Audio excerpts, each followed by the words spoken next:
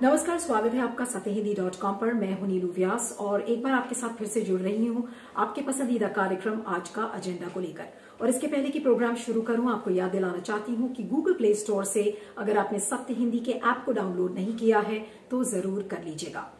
बहुत ही कम शायद ऐसा आपने देखा हो कि चीफ जस्टिस ऑफ इंडिया के खिलाफ कोई ऐसी तीखी टिप्पणी की जाए जिससे उनके सम्मान को ठेस पहुंचे। जी हाँ, कुछ 4000 देश की महिलाएं, जिसमें कि वुमेन राइट्स एक्टिविस्ट हैं, प्रोग्रेसिव फोरम के लोग हैं और बहुत सारे नागरिकों ने एक open letter chief justice of India Sharad Arvind Bobde के नाम लिखा है और उस चिट्ठी में उनसे अपने शब्दों को वापस लेने को कहा है, महिलाओं से माफी मांगने को कहा है और मर्यादा अनुसार उनसे इस्तीफे की भी मांग की है। जी हां, ये आक्रोश इसलिए था क्योंकि अभी हाल में अगर आपने देखा हो तो chief justice of India Sharad Arvind Bobde ने एक सरकारी एम्प्लॉय जिसका नाम है मोहित सुभाष चवन, जिसके खिलाफ ये आरोप थे कि उसने एक नाबालिग लड़की के साथ बलात्कार किया,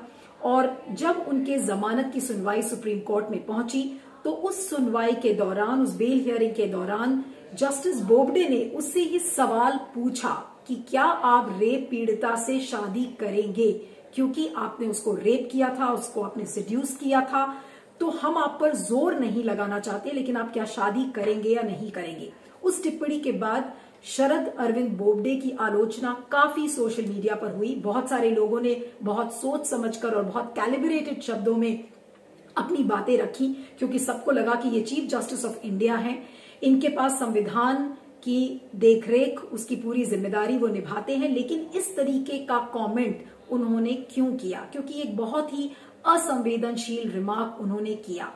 और इस रिमार्क से क्या संदेश शरद अरविंद बोबडे ने दिया?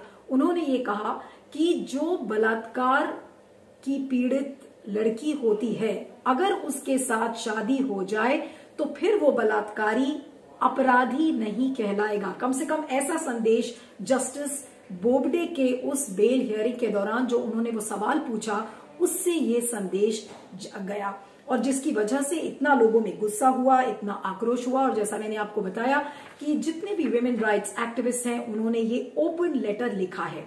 अब आपको बताते हैं कि इस ओपन लेटर में किन बिंदुओं पर इन सारी महिलाओं ने बात की है। सबसे पहले तो उन्होंने ये कहा है कि ये बहुत ही दुर्भाग्यपूर्ण बात है कि जो बलात्कार है, सिडक्शन के जो मायने हैं, उसकी परिभाषा है, इसकी परिभाषा चीफ जस्टिस ऑफ इंडिया को इन महिलाओं को बताना पड़ रहा है। और इन महिलाओं का ये मायने थे कि चीफ जस्टिस ऑफ इंडिया को संविधान की समझ है और सिडक्शन और एक बलात्कार की परिभाषा क्या होती है, उसके क्या मायने होते हैं, ये उन्हें अपने आप से समझना चाहिए था। लेकिन क्योंकि उन्होंने नहीं समझा, इसलिए अब इन महिलाओं को जिन्होंने एक सिग्नेचर कैंपेन के द्वारा ये एक ओपन लेटर लिखा है, तो उस ओपन लेटर के जरिए वो चीफ जस्टिस ऑफ इंडिया को रेप और सिडक्शन की परिभाषा बता रही हैं। दूसरा, उन्होंने ये कहा, साथ में ये भी उस चिट्ठी में लिखा है कि जो भारत की न्यायिक प्रक्रिया है, उस न्यायिक प्रक्रिया ने महिलाओं के खिलाफ जो हिंसा हो या यौन उत्पीड़न के जो मामले हैं, उन केसेस में महिलाओं के साथ न्याय नहीं किया है। और जब न्याय नहीं करने की बात आती है तो उसमें सभी लोग शामिल हैं, चाहे वो जजेस हो, चाहे लॉ एनफोर्समेंट एजेंसीज हो, चाहे लॉयर्स हो, चाहे हमारी प्रशासनिक व्यवस्था हो, उन सब का उल्लेख इन महिलाओं ने किया है। उसके बाद उन्होंने कुछ एग्जाम्पल्स भी दिए हैं। अब एग्जाम्पल के तौर पर उन्होंने कहा है कि इसके पहले जो चीफ जस्टिस ऑफ इंडिया थे रंजन गोगोई, उनके ऊपर सेक्सुअल हैरेसमेंट के आरोप थे और उसमें उन्होंने उस कंप्लेनेंट यानी कि जो पीड़िता थी उसको ही दोषी ठहरा दिया, तो उन्होंने इसका उल्लेख भी किया है। दूसरा एक जो उदाहरण इस चिट्ठी में महिलाओं ने दिया है कि अभी हाल में ही जस्टिस बोबडे ने अपनी जो हियरिंग्स थी उसके दौरान ये बोला कि महिलाएं किसान आंदोलन में कैसे हिस्सा ले सकती हैं, आप उनको बोलिए। एक दयनीय टिप्पणी उन्होंने की और कहा कि आप इन महिलाओं से बोलिए कि वो घर जाएं। तो इन महिलाओं ने ये अर्थ निकाला और ये संदेश भी दिया है इस ओपन लेटर के जरिए कि शरद अरविंद बोबडे शायद इस समाज को ये बताना चाह रहे थे कि महिलाएं आंदोलन में हिस्सा नहीं ले सकती, वो काम नहीं कर सकती जो कि पुरुष करते हैं। तो इस तरीके के जो उदाहरण हैं वो इसमें महिलाओं ने इस ओपन लेटर में दिया है। साथ में आपको ये भी बता दें कि उन्होंने एक और केस का जिक्र किया है जो कि अभी कल का ही केस था, जिसमें कि जस्टिस बोबडे ने ये कहा कि अगर एक स्त्री और पुरुष लीगली विवाहित हैं और अगर पुरुष जबरन सेक्सुअल इंटरकॉर्स यानी कि संभोग करने की कोशिश करता है तो आप उसे रेप कैसे मान सकते हैं। तो इस तरीके के एग्जाम्पल्स उन्होंने जस्टिस बोबडे की जो टिप्पणियां हैं उनको एक एक एग्जाम्पल्स के द्वारा उन्होंने बताया है कि देखिए शरद अरविंद बोबडे का जो माइंडसेट है वो कितना एंटी वुमन है, यानी कि महिलाओं के खिलाफ जो उनकी मानसिकता है वो उनमें कूट कूट कर भरी हुई है और वो उन्होंने एग्जाम्पल्स के जरिए बताया है। और उनके पहले जो प्रेडेसेसर हैं जस्टिस बोबडे के, उनका भी एग्जाम्पल दिया है कि सेक्सुअल हैरेसमेंट का मामला था, उसमें उन्होंने कंप्लेनेंट के ऊपर ही सारी जिम्मेदारियां डाल दी। तो ये जो पूरा मामला है, जो इस केस में जो एम्प्लॉय है, जो गवर्नमेंट एम्प्लॉय था मोहित चवन, जिसका नाम मैं आपको बता रही हूँ मोहित सुभाष चवन, उसके ऊपर ये आरोप थे कि उसने नाबालिग लड़की जो है कि क्लास 9 में एक लड़की पढ़ती थी, उसको उन्होंने स्टॉक किया, उसका पीछा किया, उसके साथ जबरन बलात्कार किया, फिर उसके बाद उस पर एसिड फेंकने की कोशिश की। लेकिन ये पूरा मामला दबा हुआ था और ये मामला तब उजागर हुआ जब उस लड़की ने आत्महत्या करने की कोशिश की। तो आप ये सोच सकते हैं कि उस महिला पर क्या बीत रही होगी। और उस महिला के बारे में न सोचकर जस्टिस बोबडे उल्टा उस गवर्नमेंट एम्प्लॉय से पूछते हैं कि क्या आप उस महिला से शादी करेंगे, क्या आप उस रेप पीड़िता से शादी करेंगे। तो आप ये सोच सकते हैं कि इससे दुर्भाग्यपूर्ण और क्या बात होगी। इसी ओपन लेटर में इन महिलाओं ने जस्टिस बोबडे को अलग अलग टर्म्स के बारे में उनको बताने की कोशिश की है। जैसे सिडक्शन का उन्होंने एग्जाम्पल दिया है कि सिडक्शन कंसेंसुअल होता है, यानी कि उसमें रजामंदगी होती है, लेकिन रेप है it is a violation of consent, इसमें कोई रजामंदगी नहीं है। इस चीज को भी उन्होंने क्लियरली बताया है। और इस चीज पर उन्होंने कहा है कि रेप केसेस का सेटलमेंट मैरिज के जरिए यानी कि विवाह के जरिए कैसे हो सकता है और एक जज उस चीज को कैसे सजेस्ट कर सकता है। और इसको लेकर काफी सारे जजमेंट्स भी हैं कि ये कोर्ट का काम नहीं है कि जो रेप की पीड़िता है यानी कि जो रेप की जो शिकार महिला है उसको लेकर कौन विवाह करेगा, ये काम कोर्ट का नहीं है कि वो उसको सुझाव दे। तो इन तमाम चीजों को लेकर इस पर काफी टिप्पणी हुई है। और एक अगर आपको एग्जैक्टली कोट करके अगर मैं वर्ड्स बताऊं उस लेटर के, तो उसमें ये सारे उदाहरण देने के बाद इन महिलाओं ने लिखा है कि enough is enough and you have scandalised, your words have scandalised and lower the authority of the court. यानी कि आपने जिन शब्दों का चयन महिलाओं के लिए किया है, और ऑब्वियस सी बात है कि ये reference chief justice of India के लिए था, तो उन्होंने कहा है कि चीफ जस्टिस ऑफ इंडिया ने महिलाओं के लिए ऐसे आपत्तिजनक शब्द इस्तेमाल किए हैं कि उससे उन्होंने जो अदालतें हैं उसका सम्मान कहीं ना कहीं बिल्कुल निचले स्तर पर कर दिया है। और साथ में उसी चिट्ठी में यह भी लिखा है कि उन्होंने अपनी टिप्पणी से जो एक संदेश दिया है वो संदेश बाकी जजेस को जाता है, ये संदेश बाकी जो एनफोर्समेंट एजेंसीज हैं उनको जाता है, पूरे समाज को जाता है कि महिलाओं के पास संवैधानिक अधिकार शायद नहीं है। और महिलाओं को चुप करा देने का मतलब है कि अगर किसी महिला के साथ बलात्कार हुआ है और अगर आपको उसको चुप कराना है तो आप उसी बलात्कार के आरोपी से उसके शादी कराने का एक सुझाव दे डालें। तो ये तमाम मैसेजेस दिए हैं। उसमें बड़े बड़े एक्टिविस्ट हैं जैसे डी राजा की जो वाइफ है एनी राजा, कविता कृष्णन, कमला भसीन और ऐसे बहुत सारे लोग हैं जिन्होंने इसको लेकर चिट्ठी लिखी है। लेकिन अब आपके सामने आज मैं कुछ बड़े सवाल रखना चाह रही हूं। और ये बड़े सवाल क्या हैं? आज सबसे पहला जो सवाल उठता है कि जजेस की मानसिकता क्या है। नॉर्मली हम समझते हैं कि जो जजेस हैं, जो हमारी जुडिशरी है, वो बहुत संवेदनशील है। एक एक शब्द जो वो इस्तेमाल करते हैं सुनवाई के दौरान या अपने जजमेंट्स में, उन शब्दों का चयन बहुत सोच समझकर होता है। तो क्या शरद अरविंद बोबडे को ये बात समझ में नहीं आई जब वो उस बेल हियरिंग के दौरान जब उन्होंने ये सवाल उठाया? क्या उनको इस बात का पता नहीं था कि उनकी इस टिप्पणी से या उनके इस सवाल की इतनी आलोचना हो सकती है? वो इतने अनभिज्ञ कैसे हो सकते हैं?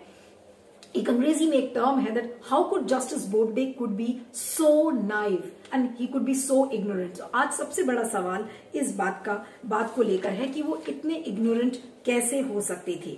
दूसरा सवाल ये है कि जो एक पेट्रियार्कल एटीट्यूड है कि पेट्रियार्कल एटीट्यूड खासकर वो लोगों का जो कि एक ओहदे पर हैं, जिनके पास एक अथॉरिटी है, तो उनके लिए इस पेट्रियार्कल माइंडसेट को बनाए रखना आज एक बहुत नॉर्मल सी बातें हैं। और बहुत कम ऐसा होता है कि the people who are in positions of power they understand and calibrate their words, और जो उनका पेट्रियार्कल एटीट्यूड है वो ज्यादातर लोगों में कूट कूट कर भरा हुआ है। तो आज जस्टिस बोबडे के लिए भी ये बात कहना कि उनका एक पेट्रियार्कल माइंडसेट है और उस माइंडसेट को वो कब छोड़ेंगे, चीफ जस्टिस ऑफ इंडिया, उनसे ये एक्सपेक्ट किया जाता है कि इस तरीके के एटीट्यूड न रखकर बल्कि महिलाओं के प्रति संवेदनशील हों। लेकिन जस्टिस बोबडे ने अपने शब्दों के चयन पर गौर शायद नहीं किया। तो ये इसको लेकर एक काफी दुर्भाग्यपूर्ण बात है। हमारा एक तो मानना है कि ये पूरी तरह से गैर कानूनी भी है, क्योंकि एक तरह से अगर हम देखें तो बहुत सारे ऐसे पहले के भी जजमेंट्स हैं सुप्रीम कोर्ट के कि आप बलात्कार के मामले में जो नॉन कंपाउंडेबल ऑफेंस है उसमें आप आउट ऑफ कोर्ट सेटलमेंट नहीं कर सकते हैं। आप उसको ऐसे ही आपसी किसी कॉम्प्रोमाइज से सुलझा नहीं सकते हैं, ठीक है। लेकिन इससे बड़ी बात यह है कि इस खास मामले में ये जो आदमी, जो आरोपी है, आरोप उस पर इतने गंभीर आरोप हैं कि एक बच्ची का वो पीछा किए, बच्ची का उन्होंने घर में घुस करके हाथ बांध करके बलात्कार किया, कई बार बलात्कार किया, उसके बाद एसिड अटैक की धमकी दी, जिंदा जलाने की धमकी दी, भाई की हत्या की धमकी दी, और इन धमकियों के आधार पे बलात्कार करता रहा जब तक वो लड़की सुसाइड नहीं कोशिश की। जब वो सुसाइड कोशिश की तब उसकी माँ को पता चला, जब वो पुलिस थाने पे पहुंची तो कॉम्प्रोमाइज का दबाव बना। तो अक्सर बनता है हमारे इसमें हमारे पुलिस थानों में इस तरह से कई बार होता है। ये बात मैं हम लोग कई बार कह चुके हैं कि इस पर बल्कि कड़ी पाबंदी होनी चाहिए। अब वही चीज होते होते जब सुप्रीम कोर्ट में पहुंचता है तो सुप्रीम कोर्ट जो है वो बॉम्बे हाई कोर्ट के ऑर्डर को बॉम्बे हाई कोर्ट के ऑर्डर ने साफ कहा था कि भाई ऐसे मामले में बिल्कुल बेल देना ये बहुत ही एट्रोशियस है, यानी बहुत ही शर्मनाक और गलत है। लेकिन उसी शर्मनाक गलत काम को अभी चीफ जस्टिस ऑफ इंडिया करते हैं। चीफ जस्टिस ऑफ इंडिया पूछते हैं कि अरे भाई शादी कर लीजिए वरना आपकी नौकरी खराब हो जाएगी, आपकी करियर खराब हो जाएगी। उन्हें उस बलात्कारी के करियर की और सब चीज की इतनी चिंता, और वो जो पीड़ित है वो पीड़ित से कह रहे हैं कि अच्छा जीवन भर के लिए आप जो है बलात्कार की सजा भुगत लीजिए, बस मैंने बलात्कारी जो है वो शादी का लाइसेंस ले लें, उसके बाद उसको बलात्कार का लाइसेंस तो मिल ही जाता है। क्योंकि यही बोबडे जी जो है ये 1 मार्च को एक दूसरे केस में ये भी पूछे हैं कि हाँ मैं मान रहा हूँ कि ये जो पति है वो पत्नी पर बहुत भयानक हिंसा करते थे, लेकिन भाई पति पत्नी में जो सेक्स है वो बलात्कार कैसे हो सकता है। तो इसका मतलब आप तो आप कह क्या रहे हैं देश की महिलाओं को, आप बलात्कार पीड़िताओं को क्या कह रहे हैं, आप बलात्कारियों को क्या कह रहे हैं। तो हमारा साफ मानना है कि भाई ऐसे व्यक्ति को सीजेआई बनाए नहीं रहना चाहिए।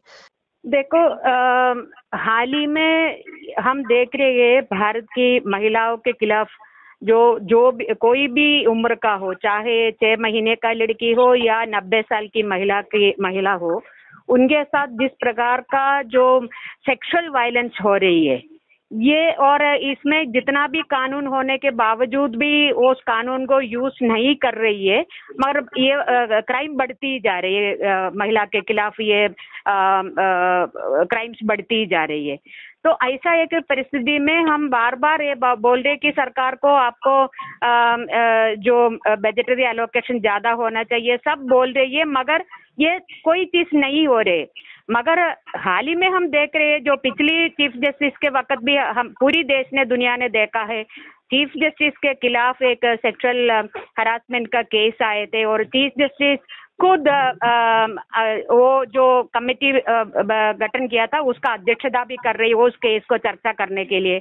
और अभी जो इस लेटर का अभी इमीडिएट जो हमें ये लेटर इसलिए तय किया है, जो अभी का जो चीफ जस्टिस है उन्होंने एक केस का हियरिंग के वक्त जो कमेंट्स कर रही है कि एक रेप विक्टिम को शादी करना है करने के लिए तैयार है करके पूछ रही है। वो जो ऐसा एक प्रश्न चीफ जस्टिस एक कल्प्रिट को पूछना, वो हम समझ रहे हैं कि हमारे देश में इतनी सालों की जो आंदोलन की और सैक्रिफाइस, महिलाओं की सैक्रिफाइस का पूरा एक इंसल्टिंग हो रही है, क्योंकि देश की कानून वो नहीं है। और हम ये चीफ जस्टिस भी ये समझ रहे हैं महिला के बारे में कि महिला सिर्फ एक वस्तु है, वो वस्तु को कोई भी पुरुष किस प्रकार भी यूज करना है तो यूज कर सकती है। और उस व्यक्ति का जॉब, सरकार जॉब ना जाना है, इसलिए इस लड़की को शादी करना है। इस लड़की का मन में क्या चल रही है, उसका एक अपना एक अस्तित्व है, उसका एक अपना निर्णय है, इसके बारे में कोई चिंता नहीं है। ये हम समझ रहे हैं ये एक प्रेसिडेंट बनेगा यदि उच्चतम न्यायालय का मुख्य न्यायाधीश ने ऐसा एक टिप्पणी देना, पूरी लोअर कोर्ट के अंदर भी यही एक पैटर्न फॉलो करेगी। ये हमारी देश की महिला का जो एक एफर्ट है, जो हमारी पूरी परिश्रम है कि हमारी जो जेंडर इक्वालिटी जस्टिस के जो बात बोल रहे, हमें महिला को एक नागरिक के तौर पे समझने का, सोचने का, समाज हमें उसी प्रकार हमारे साथ डील करने का, वो सारा हमारी एफर्ट को, हमारे प्रयास का ऊपर पानी फेंकना जैसा हो गया है।